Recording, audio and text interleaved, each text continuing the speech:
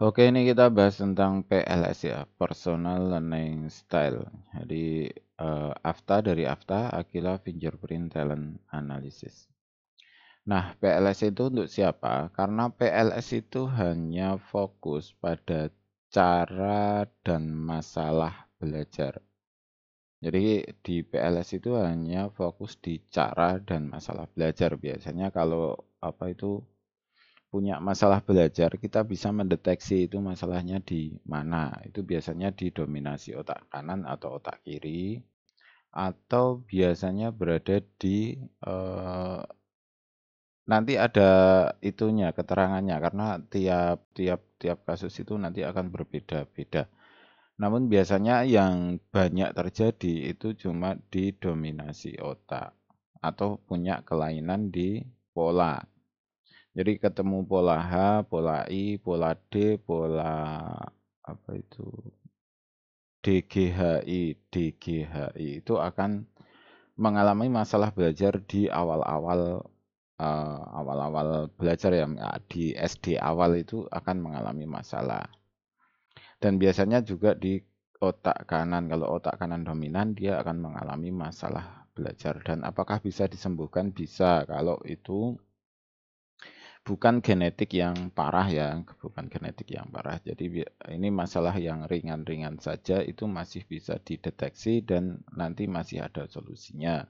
Kecuali sudah di luar kemampuan kami ya, misalnya antara otak dengan tubuh itu tidak ada kesinambungan, itu eh, kita nggak bisa memberikan solusi ya. Jadi terbatas di beberapa masalah saja yang itu tidak terlalu parah, maka kita deteksi apakah separahnya itu seperti apa gitu ya.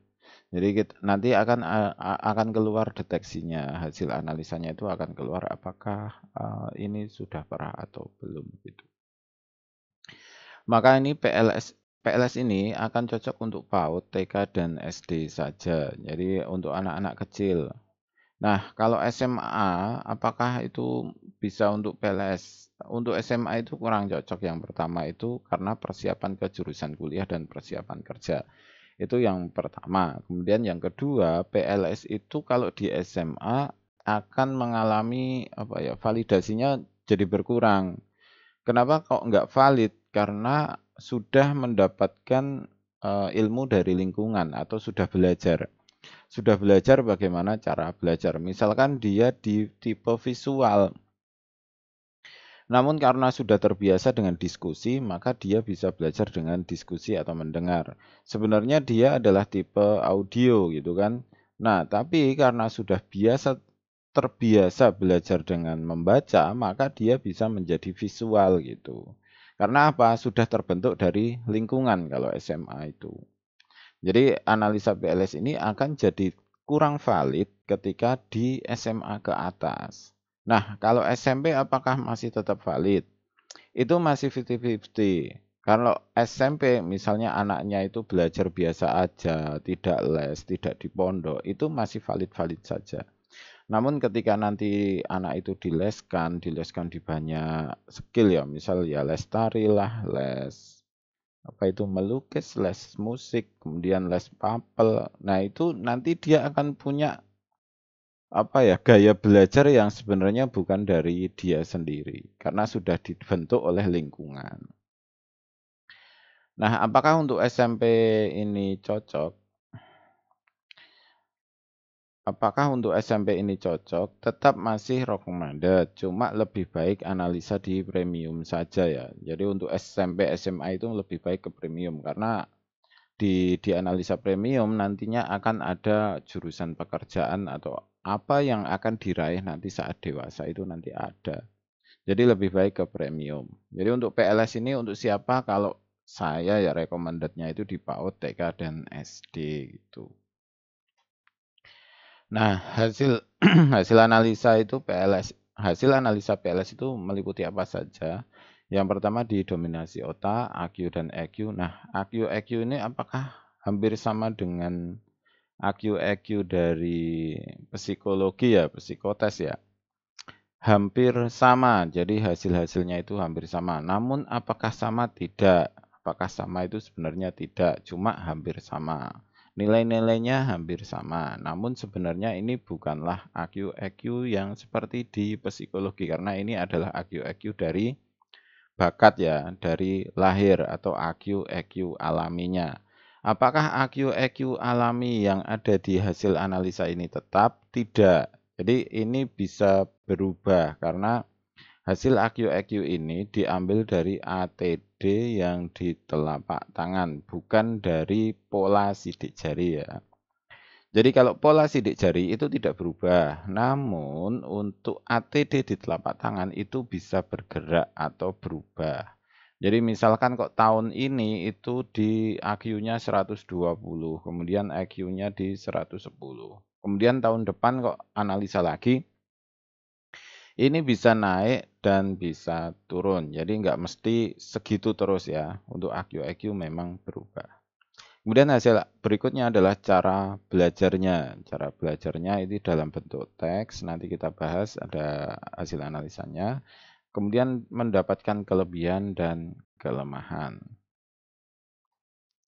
Nah, harga analisa PLS berapa? Untuk online, untuk versi online, itu 50.000 per klien. Nah, hasil analisa yang premium berapa? Yang premium itu 400.000. Jadi loh kok bedanya banyak banget.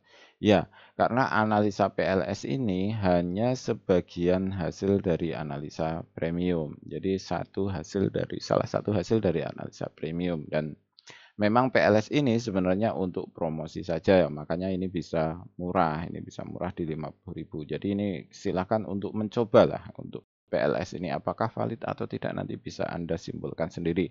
Karena harganya juga lumayan murah, 50.000 kan per kliennya. Jadi 4 klien aja satu keluarga, misalkan 3 klien, 4 klien satu keluarga itu bisa 200 ribuan. Masih jauh dengan analisa premiumnya. Kemudian hasil analisa itu dikirimkan dalam bentuk PDF melalui WhatsApp. Nah, karena cuma satu halaman, mending itu di print aja di tempat kalian sendiri, di tempat Anda sendiri ya. Jadi mending di print aja, dibawa ke tukang cetak atau fotokopi, itu sekitar Rp500 kalau nggak salah ya. Jadi nyetak satu halaman. Ini akhirnya totalnya kan 3 halaman, berarti Rp1.500. Jadi nyetaknya itu lebih murah daripada kita harus mengirimkan. Kalau mengirimkan satu kirim aja sekitar 25.000 ya. Itu yang paling murah kalau saya di Jawa, misalkan Jawa Tengah ke Jakarta itu sekitar 25.000. Apalagi kalau di luar Jawa ya, nanti kan mesti mahal 50 ribuan. Mending dibawa ke percetakan, dikirim lewat WhatsApp, kemudian dicetak di percetakan saja atau fotokopi setempat, itu lebih murah gitu, intinya lebih murah. Kemudian berikutnya, bagaimana cara pengiriman datanya? Jadi karena ini online, jadi semuanya itu dikirim lewat foto saja. Ini sampai terlihat benar-benar detail ya. Jadi ada tulisan jempol kiri seperti ini, kemudian satu foto itu satu jari seperti ini. Jadi ini satu foto ya, satu foto itu satu jari seperti ini. Nah, dikirimkan di 10 foto, 10 ujung jari itu difoto satu-satu, kemudian dikasih label seperti ini. Kemudian difokuskan di area sidik jari seperti ini. Ini pakai HP yang murah-murah aja bisa. Kemudian difoto juga untuk telapak tangannya, 2 ya, 2 telapak tangan. Kemudian dikasih label seperti ini, kiri. Atau ditulis aja di telapak tangannya, kiri gitu aja, udah selesai ya. Di telapak tangan ditulis kiri pakai bolpen. Artinya yang dikirim itu ada 12 foto ya. 10 foto ujung jari ditambah 2 telapak tangan. Jadi lumayan, prepare-nya lumayan lah untuk pengiriman. Jadi nggak cuma cekrek langsung kirim, nggak bisa karena karena memang butuh waktu khusus lah untuk mengfoto ini ya. Butuh waktu khusus. Kalau cuma cekrek terus kemudian dikirim, biasanya gagal analisa. Kira-kira seperti itu. Kemudian hasil analisanya. Hasil analisa PLS itu seperti apa? Hasilnya itu cuma satu lembar seperti ini, satu halaman ya, satu halaman bukan satu lembar. Nah, isinya apa aja? Jadi di atas ini ya kita besarin. Isinya yang pertama itu ini bisa dicoret-coret enggak ya? Komen ya di sini ya. Bisa coret-coret, coret-coret. Bisa coret-coret. Enggak bisa. Sekarang itu malah canggih HP tak pikir-pikir. HP itu bisa canggih itu. Oh, ini malah signatur. Plus inisial enggak ada. Toolnya ada coret-coret enggak? Enggak ada juga. Jadi lebih canggih HP daripada komputer. Jadi intinya ini ya, bisa coret. Enggak bisa juga. Drawing. Oh, ini ada nih drawing markup. Coretan ini ada. Nah, bisa coretan. Nah, hasil AQ kemudian hasil EQ. Nah, seperti yang kita terangkan tadi bahwa hasil EQ ini bukan hasil seperti hasilnya itu hampir sama seperti hasil yang ada di psikologi, namun punya metode perhitungan yang berbeda ya.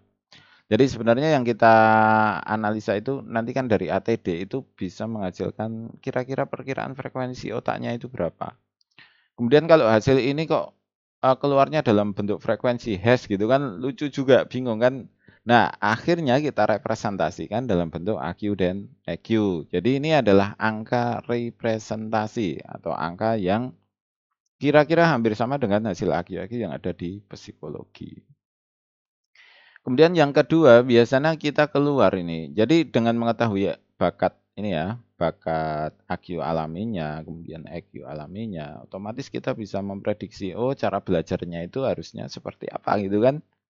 Kalau AQ-nya 90, otomatis kan belajarnya harus pelan-pelan, diulang-ulang gitu. Nah, biasanya kalau dengan AQ seperti ini ya, 128 kayak gini, itu dia melompat-lompat. Jadi dia nggak mau detail, melompat-lompat ke sana kemari nggak jelas. Jadi harus diajari malah fokus. Jadi dengan akses gini itu diajari fokus. Kenapa? Karena dia bosen, cepet bosen, cepet bosen. Jadi punya masalah masing-masing ya, punya masalah masing-masing. Jadi kemudian berikutnya didominasi otak. Oh iya, untuk AQ ya, belum ke sana dulu. Untuk AQ itu biasanya di sosial. Jadi ini adalah angka sosial sebenarnya. Jadi angka sosial itu angka apa ya? Angka sosial itu adalah angka keterlibatan atau kenyamanan terhadap sosial. Jadi kalau ini tinggi, otomatis dia akan suka bersosialisasi. Kalau ininya rendah, otomatis dia akan tidak suka bersosialisasi. Jadi gampangannya gitu. Ini kok nggak bisa hilang ya? Oke. Kemudian kita masuk ke dominasi otak. Nah, ini yang biasanya bermasalah di sini. Ketika di otak kiri dominan seperti ini, perbedaannya kita lihat perbedaannya dulu. Kalau lebih dari 5, itu biasanya sudah mulai bermasalah. Akan sangat bermasalah ketika lebih dari 8 seperti ini. Ini akan jelas sekali di dominan otak kiri ya. Akan jelas sekali di dominan otak kiri. Nah, masalahnya di mana? Dia tidak punya masalah di akademis. Akademisnya baik-baik saja. Jadi ya membaca cepat, belajarnya bisa, tidak ketinggalan di kelas ini enggak ada masalah. Nah, masalahnya itu berada di sosial. Sosialnya yang bermasalah. Agak misalnya apa ya? Bertemannya agak susah, ketemu orang terus-menerus dia. Ya, gampangannya dia introvert. Ketika otak kiri ini dominan, otomatis akan seperti orang introvert, padahal enggak ya, padahal enggak. Namun ciri-cirinya hampir sama seperti orang introvert. Nah, perbedaannya ketika di otak kanan ini dominan, ini yang lebih besar, maka seperti orang ekstrovert. Jadi kalau otak kanannya besar akan seperti akan seperti ekstrovert. Kalau otak kirinya besar akan seperti introvert. Kira-kira seperti itu. Nah, di sini nanti karena otak kiri dominan, di sini ada keterangan ya. Kamu adalah manusia unik, otakmu seperti mesin, dalam belajar kamu tidak punya. Nah, ini ada keterangannya di sini. Jadi tinggal dibaca saja otak kiri itu seperti apa. Kemudian untuk tipe belajar atau cara belajar itu di sini tidak dalam bentuk audio, kinestetik, kemudian visual itu enggak. Jadi di sini langsung ke masalah teknisnya. Mungkin tanpa belajar pun kamu bisa mengikuti materi, namun hal yang ini kadang membuat kamu jadi sembrono, jadi gerusah-gerusuh ya. Kemudian cobalah untuk menjadi, oh ini cobalah kok cabalah ini. Cobalah untuk menjadi yang terbaik agar dirimu lebih tertantang, kuasai berbagai ilmu yang akan memberi yang di masa depan. Kamu pintar namun kamu perlu pendampingan saat belajar untuk memotivasi kamu. Jadi dia perlu ditemani saat belajar. Kemudian motivasilah dirimu sendiri dengan orang-orang hebat di sekitar kamu. Jadi dia perlu panutan ya, perlu panutan. Buatlah jadwal belajar dan taati jadwal. Fokuslah pada satu atau dua hal untuk mempelajari sesuatu. Jadi dia kurang fokus. Jadi belum bisa ini udah mau pindah lagi, belum bisa ini mau pindah lagi. Cobalah bertahan dan tidak berganti-ganti atau melompat-lompat. Jadi ada cara belajarnya. Cara belajarnya di sini ada. Kemudian kelebihan di sini detail dan teliti, kemudian cepat paham, mengikuti jadwal, cenderung mematuhi aturan, kemudian respon lambat, kurang bisa memahami tujuan, mudi, perasaan peka, perlu dorongan untuk melakukan sesuatu.